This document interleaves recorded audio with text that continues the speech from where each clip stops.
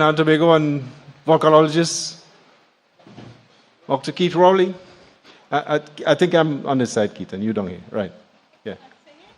Yes, it's wherever. Yeah. Okay, folks. I'm actually going to sit down there, if you don't mind. I'm not very good with the podium thing.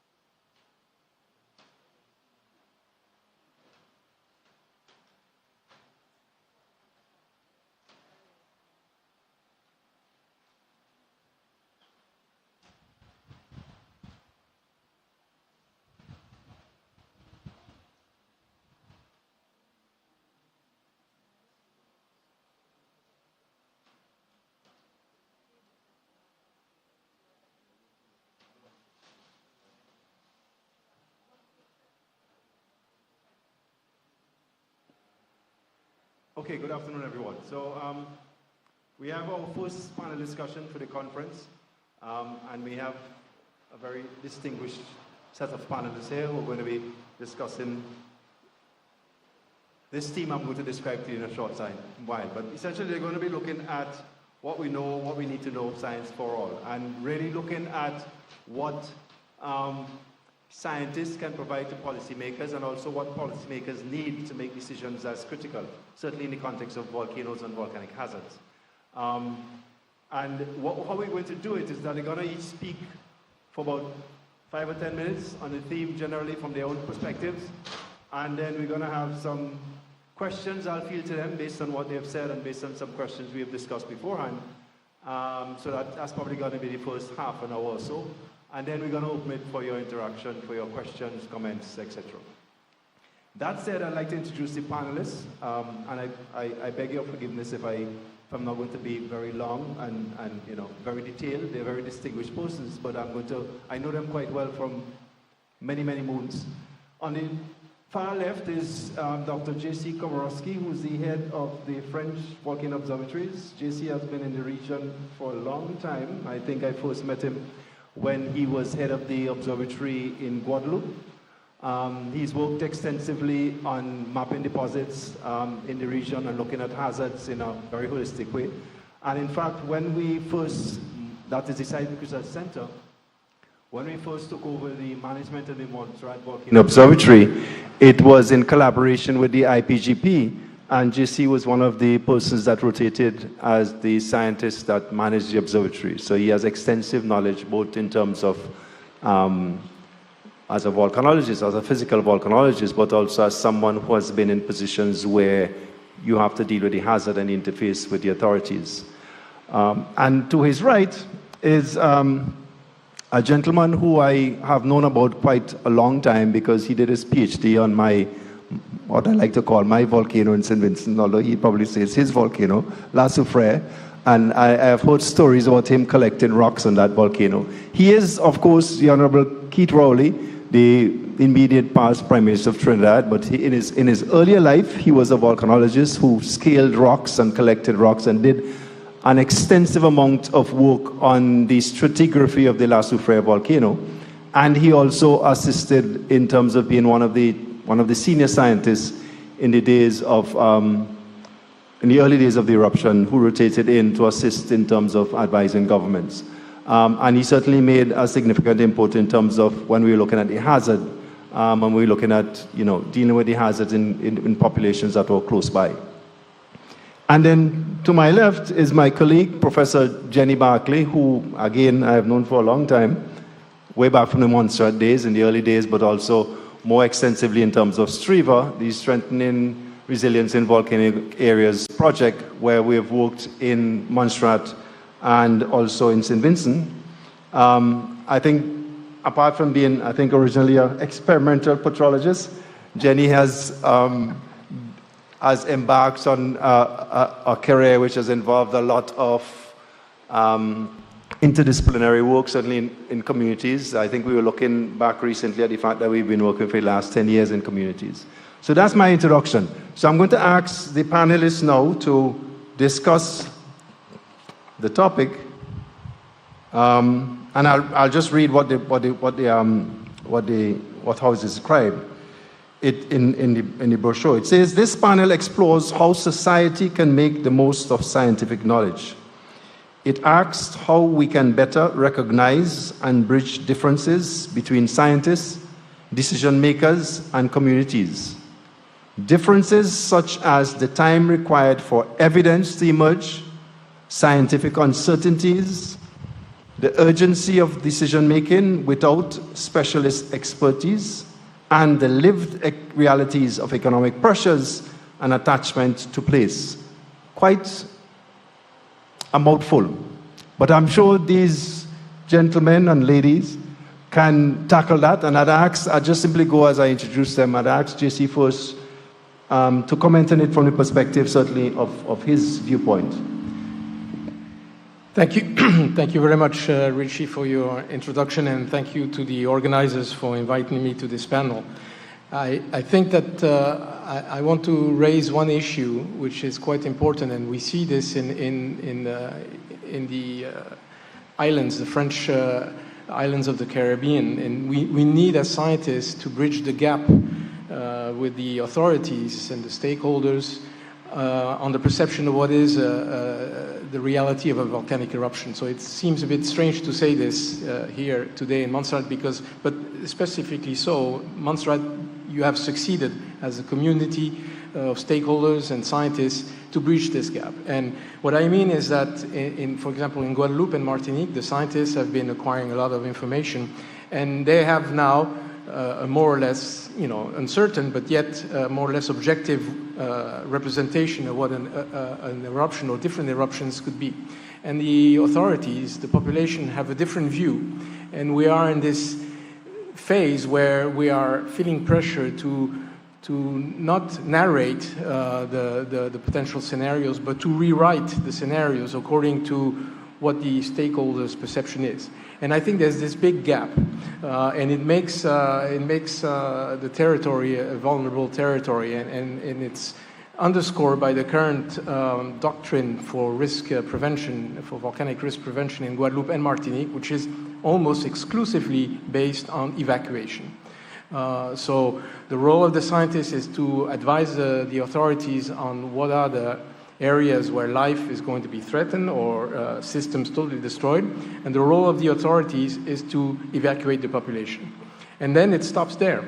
There is no plan for what I would call the continuity of livelihoods or well-being, to take expressions that Jenny has theorized and applied for a long time. There is no such plan. Once the population is evacuated, the issue is more or less resolved. They say, well, it's another type of plan, but there is no such plan, and I think that's a real problem. So we have this challenge to make sure that we can co-share this and co-elaborate this representation of volcanic activity. And I think Montserrat has a tremendous legacy to share in the Caribbean on this challenge. Thank you very much, JC. Keith? Thank you very much, Richie. Thank you very much, colleagues. It's so good to be back among you. I feel at home for having been at home for a long time. But I just want to say that I did a PhD involving many years of study on a volcano in St. Vincent. And I graduated in 1978. And in 1979, I think it was just about a year after, almost a year to the day after, the volcano began to erupt. And I got a call from a colleague from New Zealand. He said to me, "Hey, Rowley, I see your volcano is erupting. So now we'll know what nonsense you wrote there." And that to me sums up a situation where once the volcano begins to indicate that it wants to misbehave, the most important thing that will remain with all of us, policymakers, decision makers, scientists, is what is the cause of this eruption likely to be. And I don't think that, notwithstanding all of the introductions and the years of study, that question will ever go away for a long, long time. Because if we know what the outcome is going to be of the eruption, then you can easily take the responsive action. And if you think you don't know, then it brings into force the whole question of risk. And from a decision maker standpoint, that is where the rubber meets the road. What risk is the population that is exposed? In fact, who is exposed? And if you determine who is exposed, question is exposed to what level of risk? And it doesn't take very long for the conversation between population and scientists and media to lose control of that question of risk. Because some people might understand the scientific knowledge as having generated or should generate no risk. And some people would believe that the science doesn't warrant me responding in the way that they want me to respond because I have too much invested here. And then that conversation becomes very dangerous because people then, you ask them to withdraw and they start questioning the quality of the decision, the basis of the decision, largely because of the huge inconvenience of evacuation, not to mention the amount of investment that individuals and communities would have made in their current location. And those are the nuances that will always be associated with civil defense and scientific information once a volcano begins to become, if I should say, unstable. Whether it's going to have a dome, whether the dome would mean the beginning of an eruption that could be detrimental in generation of new air dance, whether you're going to have pyroclastic surges down a valley. And I don't know that we are in a position to, or will be in a position to let that question go away.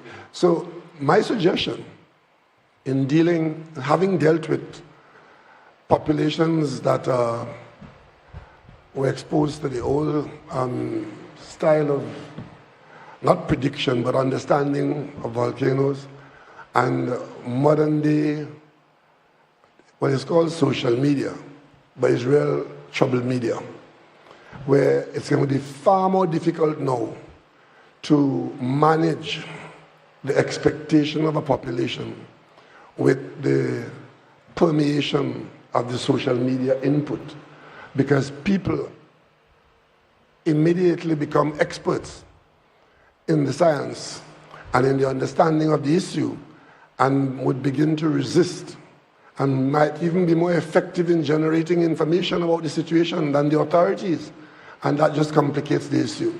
And for me, the only thing I think can happen that could ameliorate that, or which I might suggest, is that once we have the hazard, even in the deepest dormancy, that the population should be educated about it, so that they can learn about it outside of an inflamed situation. And by it, I don't mean the volcano on the island. I mean an understanding of the fact that we have 8 volcanoes in Dominica. And each one, once it begins to erupt, can generate its own course of action.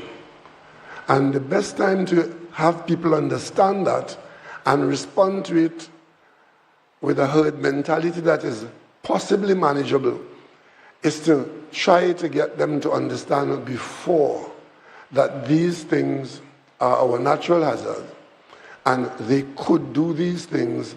You need to know about them and let, like the children, let the youngsters and the adults understand that it may possibly be one day you might be asked to respond to it, and the response is so and so and so and so. But once the volcano begins to erupt, it's the worst time to start to build a fire station when the fire has started.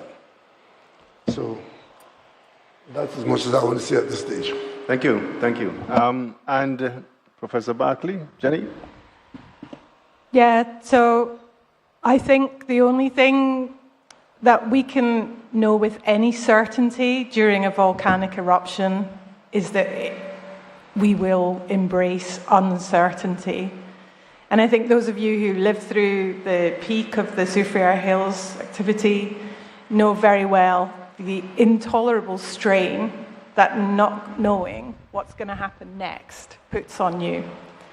And so as scientists, I think a lot of our mission is really to focus the science that we're doing on reducing that uncertainty. And what that really requires of us is that we have to spend time walking in each other's shoes. And it means that we have to spend as much time listening to people, trying to understand what is difficult in a volcanic emergency.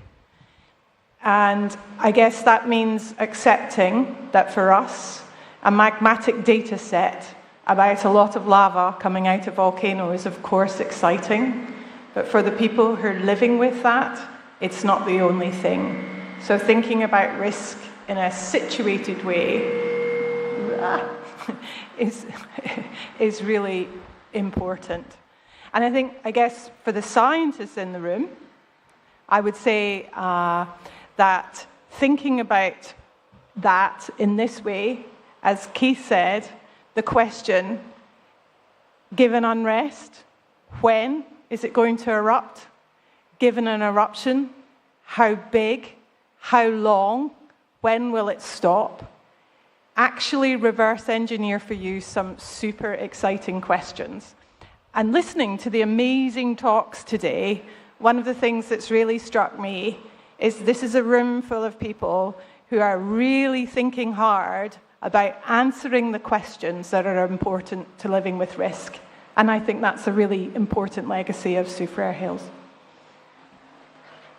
Thank you very much, Jenny. Okay, nice, good thought to think about. So I'd try to tie some of that together and ask you some questions. So JC spoke about the fact that when we think about responding to volcanic emergencies, the authorities think of it only in the context of evacuations, and that's the end of it.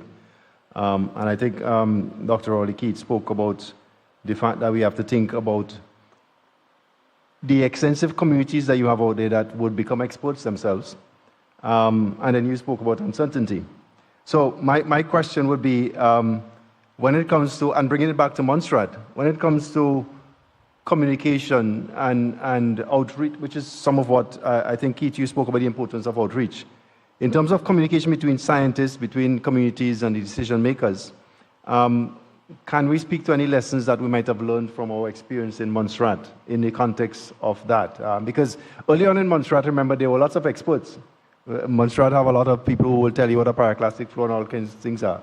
So given that and your experience in Montserrat, do you think we have learned anything? Or if so, what have we learned in terms of that kind of engagement between community, between decision makers and scientists in the context of this eruption? And anyone of you could go first. I think Montserrat has done well in the end. Initially, it wasn't easy to get the population to trust, quote unquote, the scientific input. But after a while, I got the feeling that the population that stayed on island were relying on being guided by the scientific input.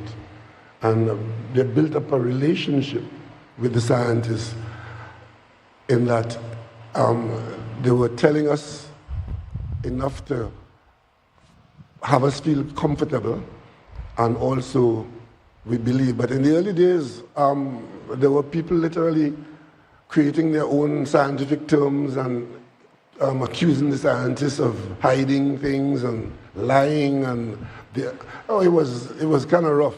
But I think because the response to that was a daily communication of sharing the scientific information, and there were some volunteers who had actually taken part in the process, and a certain amount of trust was built. And if that is there, it makes it a little easier to transmit information into the population and then guide them. And then when the eruption took place in June and people lost their lives, I think a lot of the skeptics realized then that this thing is beyond serious. Because in managing volcanic civil defense issues, is not only evacuation that is the problem. If you evacuate in time, it's a problem of dislocation. But if you evacuate people and nothing happens, that too is a problem. And you have this seesaw balancing. If you evacuate people and then nothing happens, they accuse you of damaging their livelihood, wasting their time, and the scientists didn't know what they're doing. And if you don't evacuate them in time, withdrawal, an absence of withdrawal could be a catastrophe. Right, so thank you. I hear you saying that relationship building and trust is one of the key things. Any other comments? Jenny, JC? Yeah, I think what struck me in the long run in Montserrat is that there was really a very rapid and early will from all the stakeholders to come together and to try to understand each other's line of work, and both from the scientists and also the authorities. I see this is still complicated in Guadeloupe and Martinique. We have this gap, this protocol, this hierarchy, and this mystery of what the scientists do, and we don't understand what the politicians or the political side of things. And so there's this issue of trust. And I think in Montserrat you also had a lot of transparency from both sides and accountability. And I think the RAP and the SAC meetings and all the questions that were coming from the stakeholders into the SAC questions, I think played a very important role in trying to play the cards and put the cards on the table and avoid having these binary, conclusions by the different sides, stakeholders. Yeah, thank you. And before I get to Jenny, I just want to have a follow-up. Whose responsibility it is for building that trust?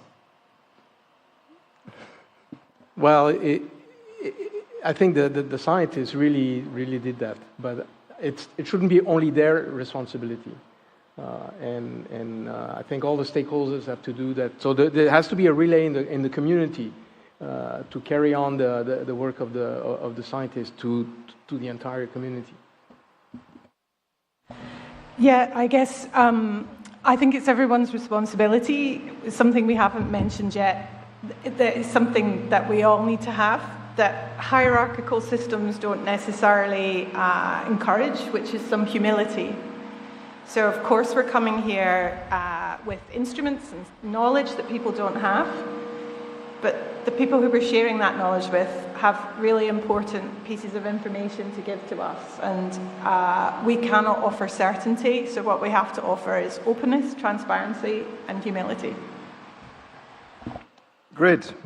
So we need to, as scientists, come humbly in and be willing to build some trust with the communities. So I come back to you on and particularly to our good friend in the middle there, who has lived a double life, put him a bit on the hot spot, In the Caribbean region, I think we're speaking outside.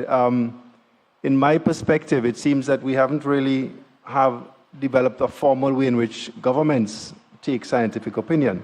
So I'd ask, what do you think is the biggest gaps between, say, scientists and community and decision makers in terms of managing volcanic risks?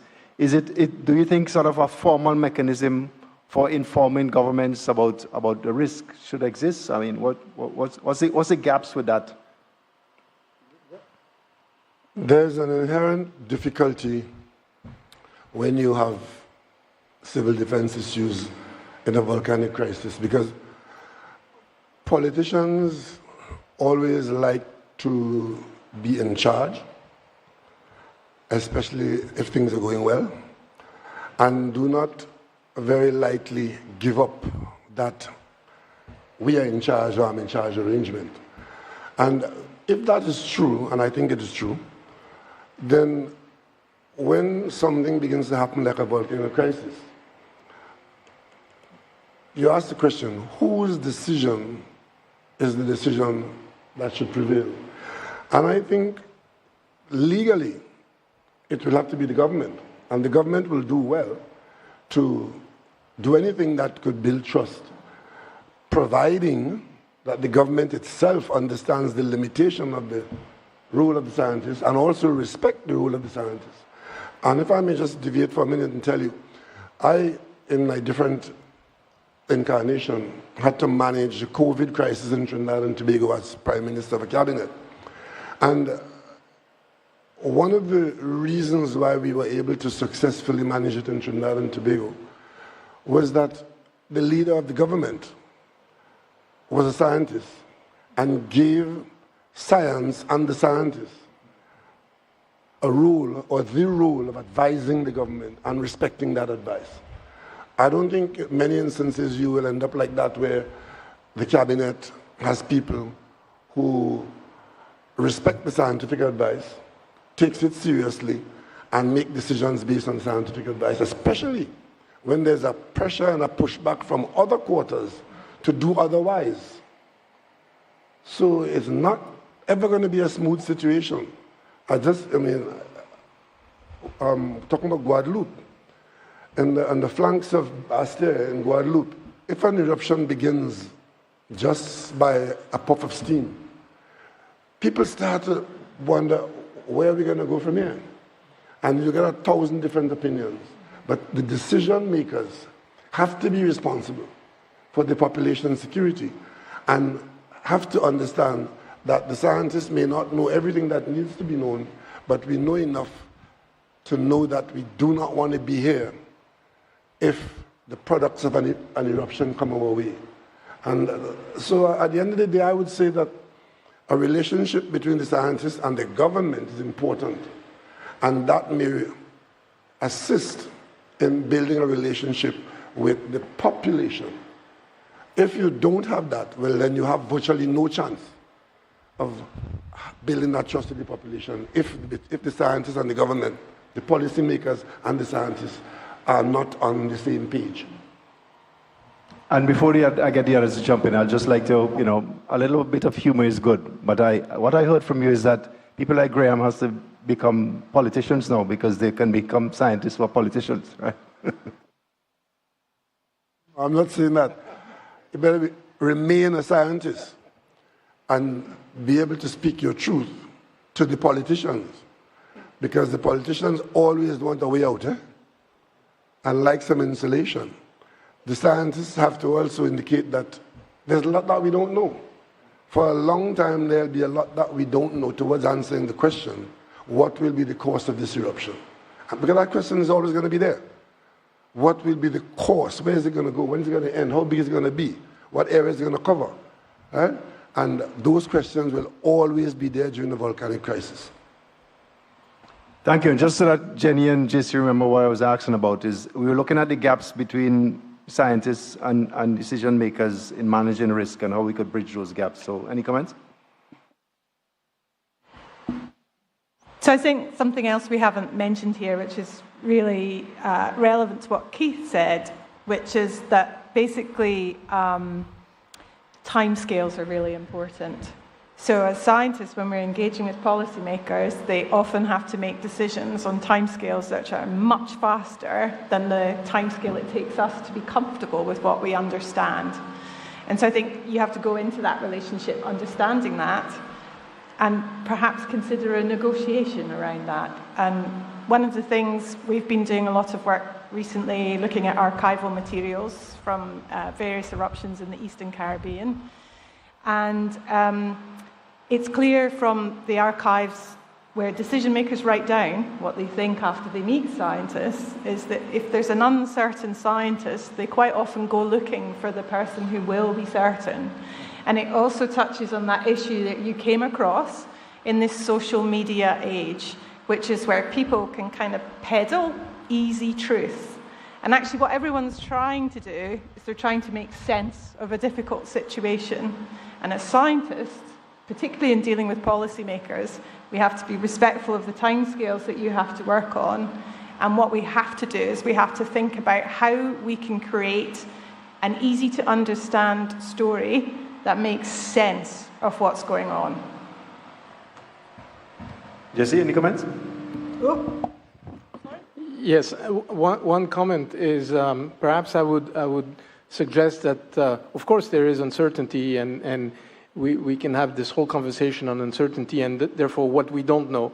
But I think with respect to the questions that the population is asking, it's also important that we discuss what we do know and what we can do, because the population, like you mentioned, Keith, if there is a blue sky eruption in La Soufrière, people are going to be having these ambivalent decisions. Some of them have lived the trauma of 1976 and have perceived it as wrong evacuation, so they won't move. And other people will be very frightened, relate probably to Montserrat, for example, and they will leave very early. And so we have to introduce gradients in knowledge. We have to introduce, I think, to make people understand that these issues are not simple, they're not binary. There are some things we don't know, but there are also things we do know, and there are things we can do.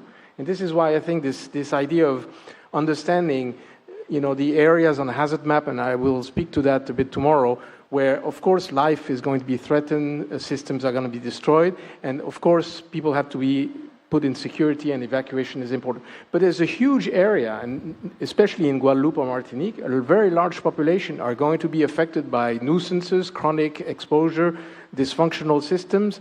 Also, the evacuees are going to be in that zone, and there is no plan for this huge population. And there are very big issues with water, and discussing with the authorities, I always get the impression that they have to start with zero. They don't know what's being done. They don't know what has succeeded. And I will just end by saying that I think that there's a real legacy for both Montserrat and St. Vincent to detail, to have this chronicles of successes, chronicles of resilient actions, all this,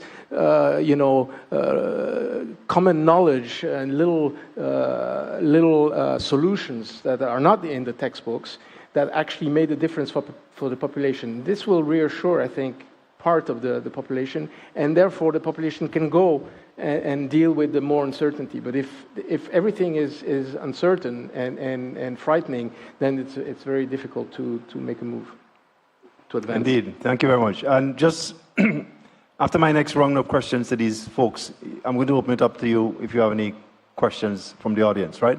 So my next question really is following on from what you were saying, really, is the whole question of, clearly we're saying that we need to have relationships that are built between the authorities, the scientists, communities, trust, and all of that.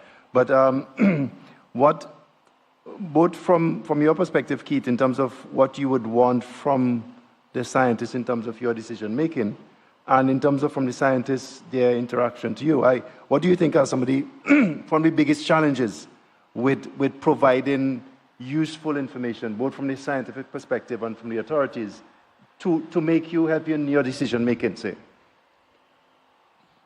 I think we can't get away from the fact that we are in a volcanic environment, and it will never be a zero risk situation.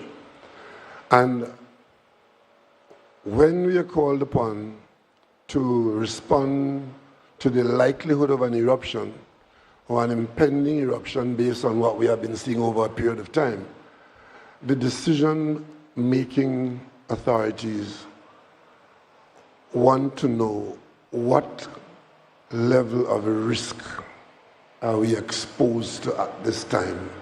And then somebody has to take the responsibility for establishing a yardstick of that level of risk. Because if you say the risk is high, who says it's high? The politician or the scientist? And if it's high, you gotta go. If you say the risk is low, then we all remain. Who says that? Because sometimes the eruption might take many, many months or even years to go from first indication to a cataclysmic phase. And it is always going to be a question of how much risk we are willing to take. In giving advice to the government, scientists will have to answer the question, how dangerous is it? What is your feeling? Because if I go to the governor or the prime minister and tell him about an erupting volcano and not being able to say, give him some idea as to the level of the threat or the nature of the threat, then I'm wasting his time or her time. And then once we agree that we're dealing here with something that is bringing a certain amount of threat and a certain amount of risk is exposed, the question is, how great is that risk? Because a decision will only be made by the decision makers if you come to a conclusion that the risk is too much to take. When you come to the conclusion that the risk is too much to take, that's when you talk about evacuation. And how much risk is that is the elephant in the room. And sometimes when you get to that point, people begin to abandon the responsibility. Because if the government abandons the responsibility and say, well, the scientist is responsible, then you're in trouble. And if the scientists can't assist the government to determine when the level of risk is such that a decision is required, then you're not being very helpful. And I don't think we're going to get away from that situation in the near term or in the near future. It's going to be an integral part of civil defense management in our islands. Yes, thank you very much, Keith. In that light, particularly light, and I'll put this to the two scientists who are on top here. As we know as volcanologists, and certainly as observatory scientists, we tend to like to stay in our corner of hazards. We know lots about hazards. We don't know very much about risk.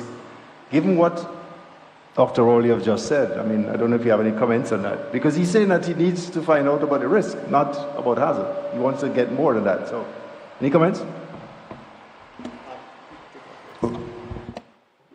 Yeah, no, I agree with that, and I think that when we mean scientists, there's a whole range of scientists. So it's not just the volcanologists. We've seen in Montserrat the introduction of risk statisticians and risk modelers, social scientists who understand the way society works, physical geographers, etc. So I think this whole community, I think, has achieved a lot of new knowledge in the last decades. But again, there's like an impermeable barrier between all of that knowledge and the stakeholders, at least in Guadeloupe and Martinique. So we need to understand how the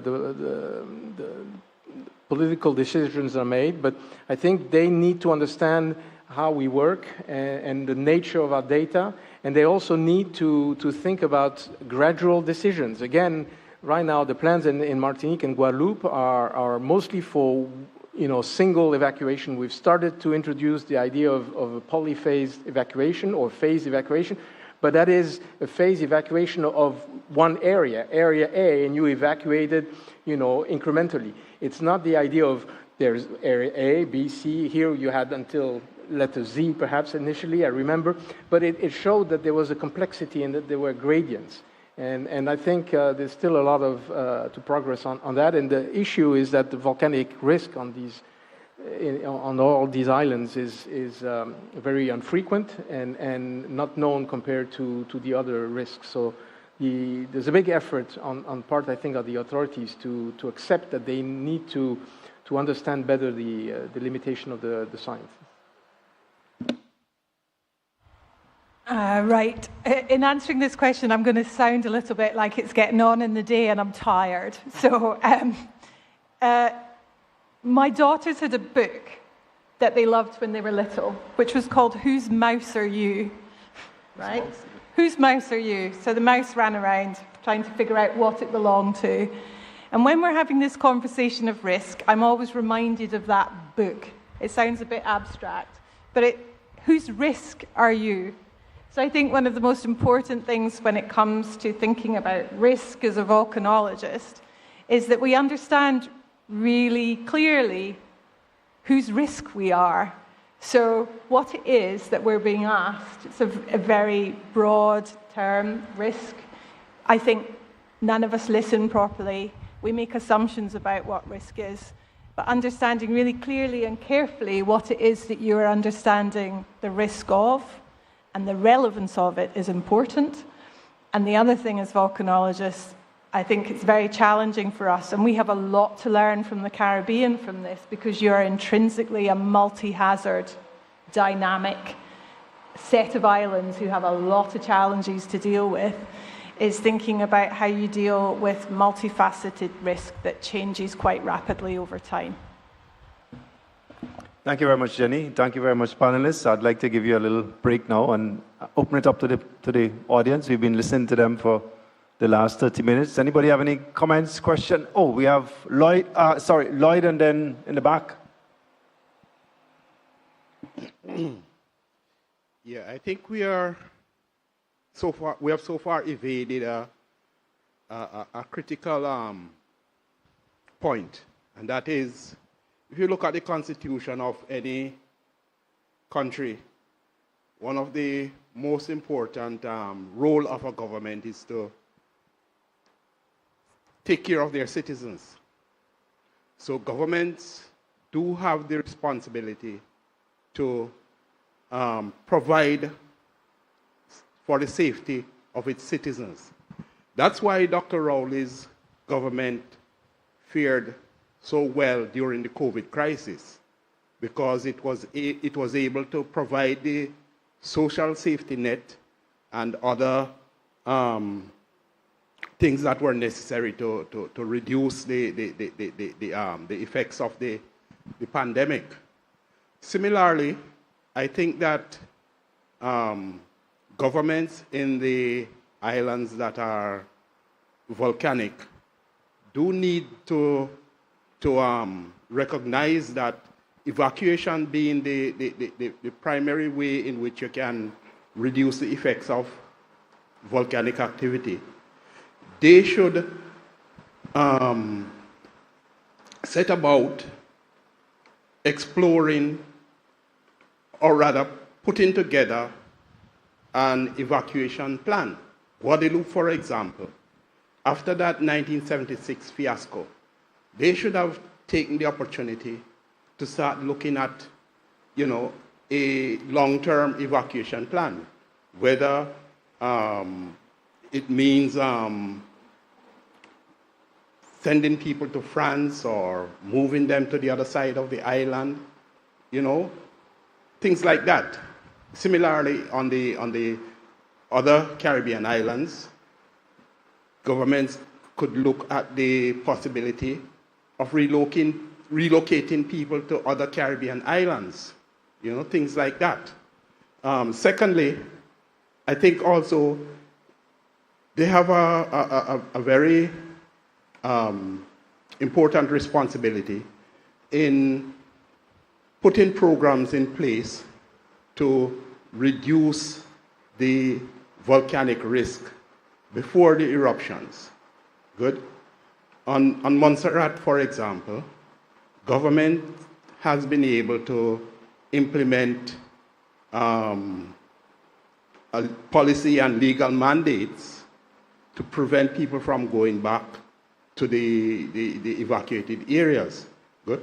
Similarly, in the other islands, government should seriously consider implementing land use policies that could mitigate the effect of the effects of future volcanic risk in terms of the amount of investments that will be damaged and so on like that. So having those land use policies and the evacuation plans and education programs in place, that's how governments will build trust. And whenever the crisis comes, you implement those plans, and people will realize that you're making a serious effort not to take risk with the population, and are more likely to adhere to what is prescribed. Let me just give me a minute to respond to that.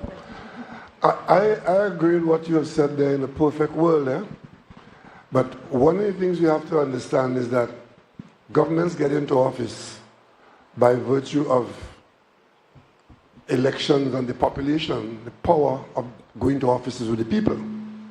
I came here one Sunday evening in the 1980s after a serious study was done by Zex and Webb.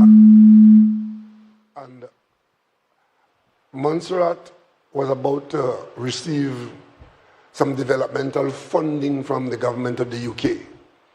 And as a result of that, the SRU at St. Augustine asked me to come here and talk to the government about where they would spend that money, because Plymouth was sitting right there under what we consider to be one of the two volcanoes that is most likely to join the Lissalak.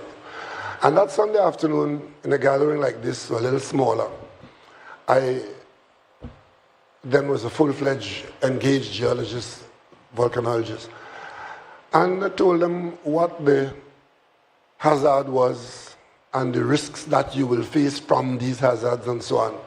And therefore, it is not advisable to make any major investment in Plymouth. Now, that sounds good coming from me, the scientist, but you could imagine how that sounds to the politician where most of the votes are in Plymouth. And the people of Plymouth, the last thing they would want to be told to do is to not develop the area and have development in somebody else's area, especially on a small island where land space is at a premium. So there was a permanent secretary in the gathering, and he came to me after and said to me, I understand what you're saying, but we can't tell the people that. And of course, you know what happened. A lot of major investments were made in Plymouth, and the eruption took place and wiped out Plymouth. So you have to understand that what you're dealing with is what do you tell the population. And in today's world, one of the biggest problems we're going to face in managing volcano crisis is misinformation. Misinformation peddled by John Public. That will make life very, very difficult because everybody's a publisher and everybody's a scientist. And that decision still has to be made. I agree with you, it cannot be otherwise. It will remain the responsibility of the government to secure the population in the face of any threat. But the scientist has a role to assist the government to make that what will always be a difficult decision, especially when you don't have the resources that you need.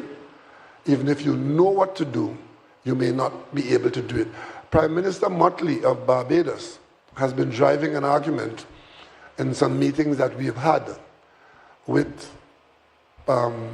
Western governments and the Bretton Woods institutions, that this whole thing about providing support for island nations like the Caribbean, you're missing the point. That you need to do, like what Lloyd is saying there, is to help us to overcome these frequent natural hazards where one hazard could destroy half of the GDP or more. Like in the case of Dominica, it was 3/4 of the GDP destroyed one hurricane. And of course, you can live through a hurricane, you might get wet, you might get blown around, you might get hit by a piece of wood. You cannot be present if a pyroclastic flow is passing down your street. So when we've been asking them to rethink the preparation to respond to this very peculiar hazard that is an integral part of our environment. And I think that's where the modern conversation needs to go. Thank you very much. In the back, yes. Yeah. Thank you very much for the engaging panel. My name is Mete, and I'm part of the Oxford research team. And as part of my role, I'm looking at the legal and economic aspects of the mining from geothermal geofluids in the volcanic systems, let's say. And one of the interesting findings that I've got so far is the level of technical depth that we observe in the technical studies, in the natural sciences studies, earth sciences studies, are not always translated into laws and regulations that are governing these subject areas. So my first question is like, why do you think there is such a mismatch between this level of depth between the studies, technical studies, and the regulations, and how we can address this gap? And a second question is a bit more political, but let's say in your studies you found out that the government that is kind of like that is linked to the funding that you got for your study is pretty much responsible for some of the problems that you detected in your research.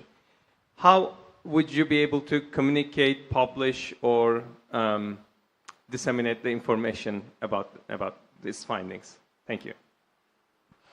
Nice questions. I think obviously any of the panel could touch those, but I think the legal ones maybe the past politician can handle, or the others. But you guys pick one. So I'll answer your moral maze type question,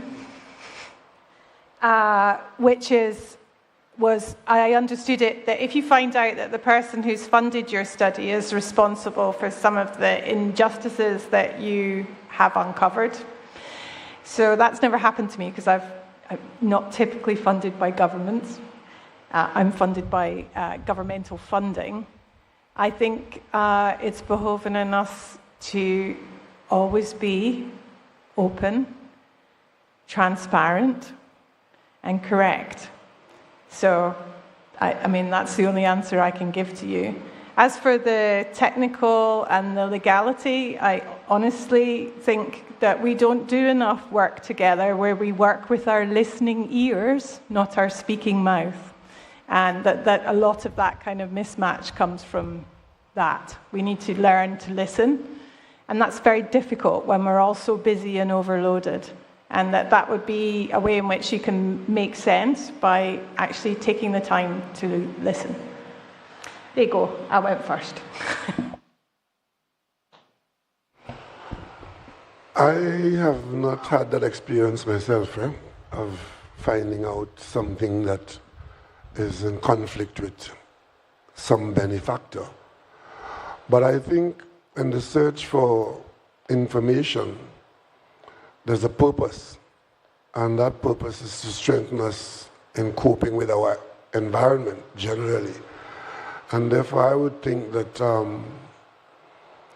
science has played a tremendous role in improving the quality of people's lives throughout history. And I think it will continue so to do, and there would be instances where even the scientists themselves may not be entirely convinced at what we're looking at. And politicians are sometimes very difficult to convince, especially if the effect of that conviction is to ask people to be inconvenienced or to lose benefits. In the situation that we are in as scientists interested in knowing more about this phenomenon, volcanism, we found ourselves in a situation where we have to share that information with the population, and that it comes back again to hazard and risk. How could you not tell people that there's a hazard here? And how could you not encourage them to face the risk? And you may say the third parties, let them determine what risk they want to be exposed to. Because it's not good. We don't have blizzards here in snowfalls. We don't have we are exposed to diseases. We have hurricanes, we have earthquakes. And when I was in primary school at age 5, one of the first things I was taught was a little poem. And it was, when you approach the street, use your eyes, use your ears, and then your feet. And I remember we were gathered in a little group and taught that. And that was, how do you cross the road? Because on the road, there's the hazard of moving vehicles. And the risk of us being hit by one of those vehicles is always there. So that little bit of education, that you look up, you listen, if there's a vehicle coming, you look to see if you see the vehicle, and only then do you walk across the street. That element of education is what is required in populations that are exposed, especially to a risk that we are not going to be able to be advancing any huge amount of certainty as it progresses from one stage to another. So I'm an advocate. For example, Montserrat, everybody in Montserrat should know that we are in fact exposed to a situation that is dangerous to us. Montserrat's still nice, but we have a volcano that you got to make sure that if it produces a pyroclastic flow, that you are not there. That is the long and short of it. You're not there if a pyroclastic flow is. The scientists will give us some comfort as to what we understand the phenomenon to be, the stage of the eruption. There's dome building going on. In the early stages of dome building, we feel a little more comfortable to climb the volcano. But when I came in here in June 1995, it was 97. At night, we used to watch the volcano because you see more of it at night when the boulders are glowing. And Willie and I was going out there at night, and we felt comfortable enough to go up to Air's studio and go up under the volcano. But then there comes a point when you say, look, this is not a good idea. And you have to come to that stage as a decision maker and also as a citizen on the island, that we are living with a certain amount of risk, but we think we could manage that risk by being informed about the nature of it and the course that it is likely to take. Yes, Thank you very much, Keith. And unfortunately, folks, we've gone 50 minutes, 5-0, and we're supposed to be 45. So I'm going to give the panelists a chance. We can't continue forever, although it's a very interesting conversation. I give one person a chance to ask a burning question, and then the panelists will close. Up at the top, yes. Good afternoon, Shireen James Williamson, University of the West Indies, Mona. So it was in addition to what my colleague from Oxford was talking about in terms of sort of dumbing down the information when you are trying to put together legislation or regulations. And it occurred to me that sometimes when we are consultants for government projects, or even when we have funded projects, unless it is written in that you require a ordinary layman description of the results, it usually isn't provided. And I think this is where the disconnect sometimes occurs when we have projects, because while some of us will go ahead and prepare that narrative that sort of allows the ordinary person, the lawyer, the drafters, everybody to be able to utilize the content, and we can also sensitize the population with said content, because it's not required in some of these deliverables from these government projects, they don't end up in the narrative. And so our regulations end up being cumbersome. The language is way above everybody using it. And so you have information, legislation and regulation, and the twain never meet. I just wanted to contribute that. Yes, thank you very much. So I hear you, quite true. So I'll just leave it, the panelists can have closing comments for the next few minutes. Yeah, Jesse? Yeah, just, I totally agree with you, and just back to what Keith just said. What you just said assumes that there's a common acceptance in the population, in the stakeholders, that what is a pyroclastic flow and the danger of a pyroclastic flow. And I'm going to be quite provocative, but I participated to what they call acculturation seminar in Prefecture in Guadeloupe 2 weeks ago with the colleagues from the Guadeloupe Observatory. We've been talking about volcanic risk for decades, and there's a rapid turnover of the politicians and other stakeholders. And people discovered that what they perceive as La Soufrière as a phreatic volcano that is going to produce only eruptions like it did in '76, they realized that it's a volcano that has much more in common with Soufrière Hills, Montpellier, and this was quite shocking. So what you said is fine, but there's still a gap of acceptance. And right now, the weight is on the scientists, and we are sometimes considered as scaremongers because we want to, we try to be as close to the reality, and yet we haven't been able to convince the other stakeholders to see with the same glasses, actually, as we do. And if I may continue on that, but there's something else too. Every time you talk about clarifying the information for the benefit of educating the population, every time you talk about it, the insurance premiums go up. And people get annoyed because it seems as if the beneficiaries are not the ones that you're aiming at.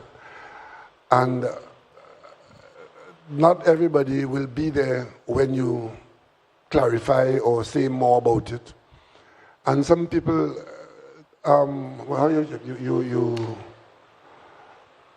deliberately try not to accept the problem. So because it's not something that may happen in this term, on my watch or next year. And let's not deal with that now. When it happens, we'll cross that Rubicon then. And that usually is part of the conversation at the time when you try to educate, or even during the crisis. You will have some people who will treat it as crying wolf, and therefore, why are you trying to get us to uproot ourselves and so on? And as we occupy more and more space around these volcanoes, not only here in these islands, but around the world, populations are becoming more and more exposed to the dangers. And I think we are in a much better position now as scientists to give better advice than what was available in 1902 or even the 1970s. There's a lot of technical input now that makes us feel that we are understanding the things a little more, but there's still a whole lot more that is not understood, and that's what we strive to do in these scientific projects. And the equipment that we use to answer questions that we couldn't touch before is progressing, but towards the point of, can we get one day to a point where we can predict the course of an eruption? The answer is that we are a long way from there. I'm going to be brief. I guess I have reflection thinking about what we've learned from Soufrière Hills, how we move forward, and some of the projects we've heard discussed, I think, are part of the way forwards. Jean-Christophe mentioned that we should celebrate the successes and what was successful about that. But one of the other ways we move forward is by being honest about our mistakes and learning from our mistakes. And I'm going to end that with a little advert for Wednesday evening when we have made a play. We've been working with Chad Cumberbatch and Adziko Simba Gageli to learn from some of the mistakes that were made in the 1930s on Montserrat. So I strongly and warmly encourage you to come to our play and see how that plays out and see what lessons we learn there. Thank you. Thank you very much. Thank you very much, panel. I wouldn't attempt to summarize the extent of the discussion today. I think we certainly covered a number of topics, a number of areas, and it's late, so I'd like to just ask you to raise your hand and celebrate the panelists and the discussion that they gave us today with some cheers. And encourage you to come tomorrow, get some rest, and come tomorrow. We have moved from science to the application tonight, and tomorrow we go back to a little bit more of a mix as this conference has been. Thank you very much for being here, and see you tomorrow at 9, I think. Karen? Yes? 9, promptly. Thank you.